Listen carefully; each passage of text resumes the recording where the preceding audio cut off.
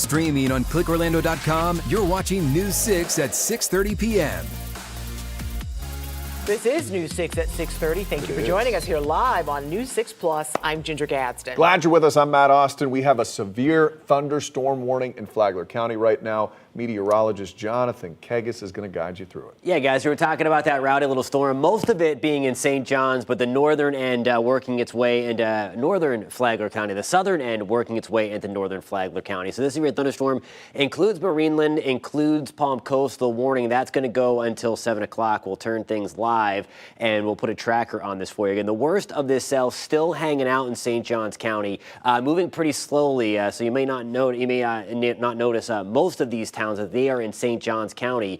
Let's get all of this off and clear the screen back off and watch again that as we zoom things out. I want to just show you again where this is in proximity. Crescent City, this is north of it, Pomona Park as well. We're really watching this for Palm Coast, Marineland. This should stay north of us in Bunnell. Taking you a little closer again just to show you some of the stronger thunderstorm portion of this cell with all the lightning involved with this. Again, we'll put the motion back on for you, 15-minute time playback for you so you can see this materialize. Again, the worst of this with all the lightning hanging towards southern St. John's. We're going to keep a close eye on this. Again, this is going to go till 7 o'clock. We'll be with you again in about 15 minutes to give you an update on where this storm is headed, guys. Jonathan, thank you. A reminder tonight about the real impact storms can have in Central Florida. Lightning is blamed for a house fire in Sanford last night. News 6's Catherine Silver spoke with neighbors in the aftermath of the fire. This video shows the scene beyond the gates at Buckingham Estates. A fast-spreading fire, flames burning through this home in a matter of minutes. We saw the lightning strike about 2 or 3 minutes ago. That voice you're hearing in newly released 911 audio is Krista Gonzalez. Watched it for a little while and didn't see anything. We kept thinking like, okay, maybe it hit a tree in the back. And like literally 2 minutes later, I looked out and I said, oh my God, their house is on fire. It happened that quickly. Yeah, like within 5 minutes. Her neighbors also called for help. They were inside the house when the lightning hit. Yes, lightning struck the house. We saw the flame and then I smelled smoke and there's smoke billowing out of our house. This is a really tight-knit group of houses right here. So it's family. They're family. So yeah, it's scary. We wanted to make sure that they were okay and that their dogs, which are their family, were okay, and that was most important. In the daylight, you can see just how much damage is left behind. What a difference from the day before when rain came pouring down. This is that sea breeze collision we always talk about. So it happened there right along and just to the west of I-4. And you can see just in this frame, 188 lightning strikes. Our meteorologist, Julie Broughton, pinpointing the exact spot in Sanford. You can see at 7:26, those 2 lightning strikes right there. So one of those is likely what caused that fire. And the potential danger this summer season. We are the lightning capital of North America. When we're talking about the rainy season, that means those daily sea breeze thunderstorms. So we're talking about excessive lightning just about every afternoon. So it is something that you have to watch out for. There doesn't have to be a severe thunderstorm warning for there to be dangerous lightning. And remember, lightning can strike 10 miles ahead of a storm. So it's something that we always really have to be aware of here. In Seminole County, Catherine Silver, News 6. You hear that and it takes you aback, and then you see the result of something like that. And honestly, that's what our Pinpoint, our app, it will tell you if lightning is detected within a certain That's radius. right, the News 6 weather app, and Yes. it'll alert you. It really will, and that is such a helpful thing, because if it's like 5, I'm like, I'm not going outside. That's right, yeah. I was waiting to grab a little dinner last night. And I'm just going to give it a few minutes. You're going to be hungry. Yeah. In recent years, we've seen flooding in areas that have never flooded before all over Central Florida. And it has prompted more people to get flood insurance. But as investigator Lewis Bolden found, there can be a major difference between a government policy and a private policy. I'm News 6 investigator Lewis Bolden. In recent years, we've seen flooding in areas that have never flooded before all over Central Florida. It has prompted more people to get flood insurance, but we found out there can be major differences between a government policy and a private policy. In 2017, Hurricane Irma dumped 13 inches of rain on Port Orange in 24 hours. Camille and Jared Mazzal's home flooded, and they lost everything. We grew up in Florida. Never once. We've dealt with a lot of hurricanes. They rebuilt, and 5 years later in 2022, it happened again. Hurricane Ian flooded their home, and again, they lost it all. I lived through Hurricane Andrew. I was down in South Florida. That's where I grew up. Never been flooded. Not once until now. They say the flood was heartbreaking, but dealing with their insurance company has been a challenge of its own. It's been hard. It's been really hard. Hard because they have been living in this RV on her in-laws' property with their 2 young children for 2.5 years now, waiting for their insurance claim to pay out so they can rebuild. Across the street, their home has been demolished. Nothing on the property except the pool. The Mazzal's flood insurance is through the National Flood Insurance Program, or NFIP, which is backed by the federal government. This insurance commissioner has said publicly that he has concerns about NFIP claim handling. Lisa Miller is a former Florida insurance commissioner and CEO of Lisa Miller and Associates. It's the federal government. They do the best they can, but there are these cases that are just heart-wrenching. Miller says NFIP has no claims resolution process like the state requires of private insurers. I highly recommend, if you have an NFIP policy, ask your agent about going with a private flood insurance company. The coverage is better, the claims handling is better, and of course, it's regulated by the insurance commissioner. The Mazzal's contractor quoted them $218,000 to replace their 3-bedroom, 3-bath house. They finally reached a settlement with their insurer for $142,000. They will have to supplement the rest themselves, along with the cost of raising the house 12 feet off the ground, which the city is now requiring. 2.5 years and still quite a ways to go. And I mean, luckily, my husband and I are a great team, and I don't think most people would survive this, or most marriages would survive this. The family is still waiting on estimates for the pilings they need to raise the home. Then they will start the building process. So they still aren't sure when they'll be back in their home. I'm Louis Bolden, News 6. Did he say raise the home 12 feet? That is that can't be cheap. It feels like flood insurance is a big source of anxiety. You always have to decide, am I going to pay for it? And then what happens when you ever have to use it? I will tell you, if you have it and don't need it, God bless you. But if you have it and need it, then you are happy that you got it and you spent the extra money. Sure. Well, it's another story you'll see only on News 6 tonight. The Orlando Fire Department believes it has figured out how to hire the very best firefighters who will work harder, getting more results, protecting our community better. So how is that possible? It's all in their new way of recruiting. News 6 anchor Eric Von Anken is at Valencia College Fire Academy, finding out how. In the past, the Orlando Fire Department could only hire certified firefighters. So that's men and women who had already paid for the certification, the training on their own. But that meant a much smaller pool of people because training is expensive. Well, now here at the Academy, these recruits are getting their training paid for plus a salary. So this allows OFD to hire, in particular, the most passionate, the most committed future firefighters, especially the ones from Orlando. So this is really a game changer. This is the chief of the Orlando Fire Department, Charlie Salazar. Was it more difficult to get the people that you wanted or needed? It does make it more challenging. I'll give you an example. So when we open up our hiring process, since I've been here, we've had very few certified firefighters that are in essence female that have went through our application process. This is Leslie Diaz, who graduated from Colonial High School about 7 years ago. You never in the world thought you'd be a firefighter. No, sir, I did not. Paying for school and also having to pay for your cost of living, and for them to be able to help take care of that, it completely eliminated that obstacle.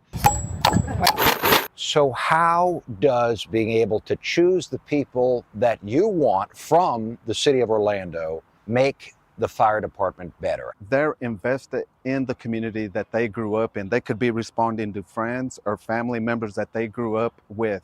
This is Xavier Miranda, who is just 19 years old. Xavier, you just graduated from high school from the east side of Orlando. You feel like you hit the jackpot. I feel like I hit the jackpot. It was a golden ticket. Do you feel like you're going to work harder for this community because you're from here? If I were to go on a call in the future, then I know it could be my family. I want to be to the best of my abilities and do the best that I can. This community helped raise me, so I think that I'm gonna help take better care of it because I care so much for this community. And to find the recruits, the chief tells me the fire department has started advertising heavily in Orlando and does recruiting at job fairs and even high schools, because now they can hire just about anyone they want who really wants to be a firefighter instead of those who can just afford to. Protecting our community in Orlando, Eric Von Anken, News 6. What a perk for the departments and for these kids. I guess they're not kids, but they're young people who get to have a job secured right after high school. And it's a perk for us too, because they want to do it, and so they're And they want to be here. Yeah, they're home. Well, summer vacation is here, and so is the heat. But over in Eustis, people are having a hard time finding a way to cool off. The city's pool was supposed to open May 1st, but it couldn't because of a lifeguard shortage. News 6's Emily McLeod was in Eustis today to learn more about when the city will reopen the pool and how they will recruit new lifeguards. Kids are getting ready to get out of school here in Lake County, but the city of Eustis's pool still is not open. Luckily, opening day is right around the corner, but city officials tell me a lifeguard shortage is what pushed back the pool's opening. So May 1st, the pool should have been open. Yes. But it was not because of a lifeguard shortage. Lifeguard shortage. Parks and Recreation Director for the City of Eustis, Sam Brinson, says hiring lifeguards has been tough. He says part of that is because most of their applicants are teenagers, and finding time to schedule classes for certifications can be a challenge. We have to take them through that whole process, and you know, teams are teams. You're not going to get them to come to every individual class when you need them to come. They have other things they need to do. Brinson says the pool is expected to open on June 2nd, but says they're still going to be searching for more lifeguards. We're going to work with what we have. We have some staff that work on the summer camp side that have some lifeguarding background, and we'll have them help the aquatics manager out. Right now, Eustis does have an opening for a part-time lifeguard posted, with pay starting at $15 per hour. Brinson says ideally they need 5 to 6 lifeguards, but adds they'll take as many as they can get. I would love to have a couple of full-time people that would help out a little bit. Again, that's something I have to talk with personnel and the city manager about and see if that's something we can do. Brinson also says he would eventually like to see the pool open year-round and with longer hours. Now, if you're interested in applying to be a lifeguard for the city of Eustis, we put a link inside this article on clickorlando.com. For now, reporting in Eustis, I'm Emily McLeod, News 6. Caramel, chocolate, and coffee. It's all infused into one sweet Orlando pastry. The chocolate onyx, just one of the ridiculous desserts you can get at this Winter Park Cafe. And horseback riding on the beach could become a reality here in Central Florida. We're looking into the proposal to allow another animal on Volusia's beaches. You're watching News 6 at 6:30. We are live on News 6 Plus covering Lake Nona, Deltona, and all of Central Florida. We'll be right back. Brought to you by your local Toyota dealers. Toyota, let's go places.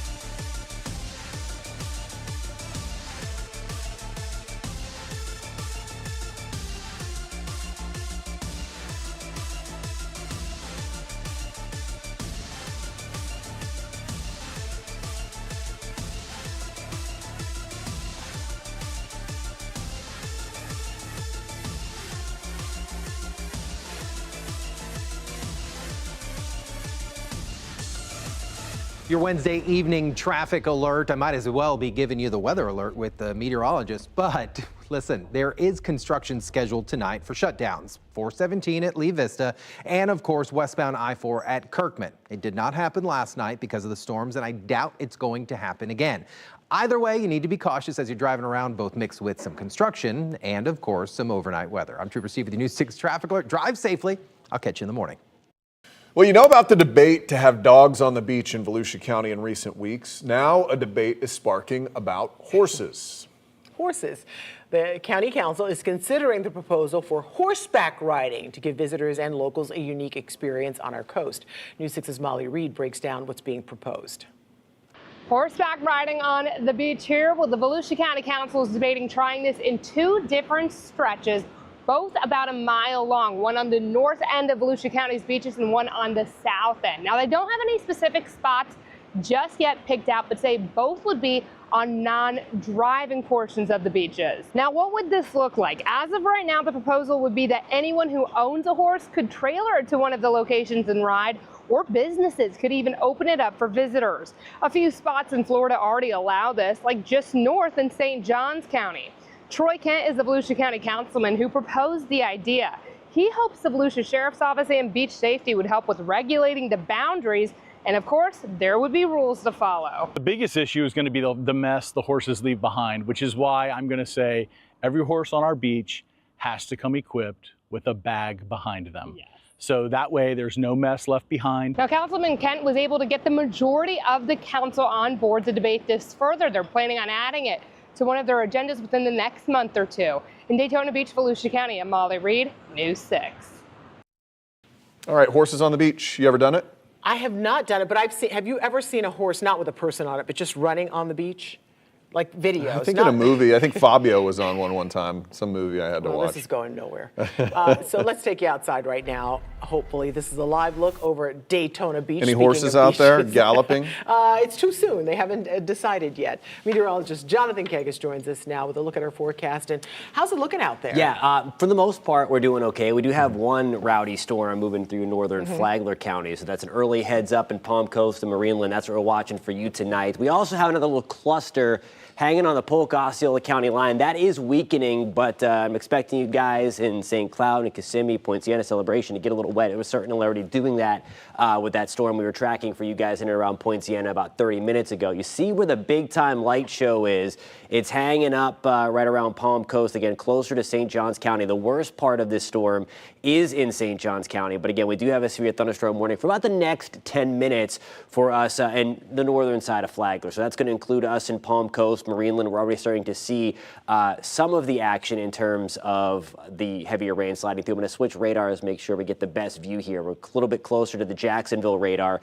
so we can observe what's going on a little bit closer to the ground level, if you will. All the lightning strikes, just 166 in this box alone as it meanders closer to us. So again, the lightning getting close to us in Palm Coast. If you look off to the west, again, it might be a good time to make sure you're starting to get inside what you can expect with this. Some small hail, wind gusts, maybe 50 to 60 miles an hour coming through Palm Coast and Marineland, and then that torrential rain for a short time before that starts to slide off our coast. Now, on a widespread scale, certainly not anticipating what we saw for most of Central Florida last night. It's going to be more isolated in nature like what we are seeing. Still by 9 o'clock around I-4 and through East Orange County, parts of Brevard, Osceola, and then eastern Volusia County, coastal Volusia County, we will start to see those storms begin to fade. There's 9 o'clock tomorrow morning. Most of us start things off on the dry side again. Then we'll see storms erupt. I do expect things to be a little more widespread tomorrow afternoon. So that is 3 o'clock on the timestamp. You see the scattered storms all across Central Florida and then really beginning to expand. So commute home tomorrow. While it may not be raining everywhere, expect there to be the opportunity again for things to be a little dicey in terms of heavy rain, maybe some strong winds embedded in those thunderstorms. Right now we're at 85 at the Cape, 92 degrees in Mount Dora. We're at 92 also in DeLand. Daytona Beach, we are at 87 degrees. Now here's a look at tomorrow. Your forecast is sponsored by the Florida Lottery. We're going to start things off in the mid-70s. Another muggy start to the morning. We're at 92 in Kissimmee, 93 tomorrow in Orlando. Rain chances back up to 70%, so a little bit more widespread than what we were expecting for today. Those may linger a little bit later as well. Humidity factor. Certainly you can feel it out there. We're getting back into the really humid stuff that we would typically see towards June, July, and August. We're at 76-degree dew point at the Cape again. These numbers mean everything for your comfort. We're hanging in the tropical zone along the coast, more in the very humid category with dew point temperatures around 70 to 74. Those will come down. That means your comfort goes up a little bit for a very, very short time. This is going to be on Sunday. This is Sunday afternoon into the evening. Note this brownish, yellowish color sliding down the Florida peninsula. That's some of the drier air. So that's also going to gobble up rain chances and give us a little more comfort anyway. We're at 91 on Friday, 88 degrees on Saturday. Rain chances again staying elevated to start the weekend. Sunday is going to be your day to get outside. Rain chances a little bit lower, only about 20%, guys. Oh, looks nice. All right, thank you, Jonathan. Keep streaming. We'll be right back. I'm Crystal Moyer. And I'm Justin Mormouth. Coming up in the morning, staying safe from hurricane season scams. What you need to know before having any work done to your home. No hurricanes on the radar, but storms are back in the forecast. Candace Campos has your update every 10 minutes. We'll see you for News 6 Mornings starting at 6.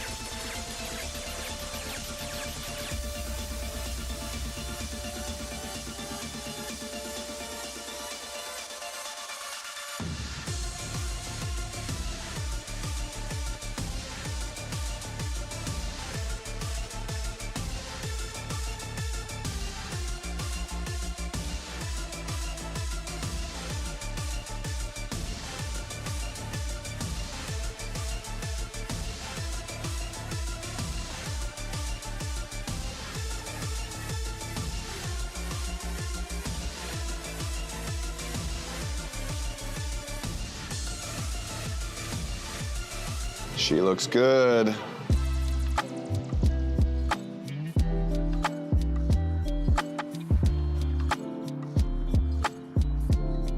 Today we're in an RV from Giant Recreation World, and I happen to have a sweet tooth. So we're going to the Glass Night in Orlando. We are here at the Glass Knife in Winter Park, looking at the beautiful chocolate onyx. Chef Lauren here. Tell me about this thing. So this is our chocolate onyx. This is our mousse-based pastry. And this is made with onyx coffee inside of the mousse, as well as a pastry cream coffee sphere that's in the center. We got some salted caramel in there as well. No, this is not Willy Wonka's factory. This is the Glass Knife in Winter Park, famous for their sweets. And why wouldn't they be? This is the point in this segment in which we cut to a slow motion slicing of the onyx. Play some sexy music. Yeah.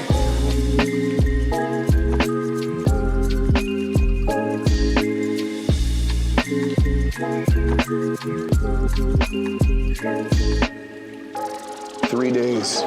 3 days of someone's hard-earned labor has gone into making this beautiful pastry. The chocolate onyx, let's give it a try. It's delicious. If you like chocolate and you like coffee, the marriage here is great. And there are all these little crispies on top. Look at the little crispies. They go deliciously with all of this. So that's where that coffee deliciousness is, right inside there. Oh yeah. Good little shortbread cookie on the bottom. If chocolate mousse and espresso had a baby, this would be the little toddler here, right here. You can't beat it. If you ever need a sugar high mixed with your caffeine rush, check out the Glass Knife. I'll be back very soon. Sponsored by Giant Recreation World. Visit Giant Recreation World today. If you have chocolate and coffee together, it's almost perfect. Chocolate and peanut butter, chocolate and coffee, those are my things. Well, chocolate and peanut butter, you just described a Reese's cup. I know. Yeah. Okay. So it's Been good. there, done that. It's good, yeah. You know what that's like.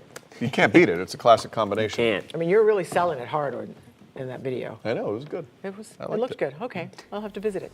Hey, thanks for watching News 6 at 6:30. Stream News 6 online anytime at our News 6 Plus Smart TV app. He never brings anything We back finish for us you off either. with some dessert tonight. Remember, we break news at clickorlando.com. We'll see you tonight at 11 o'clock.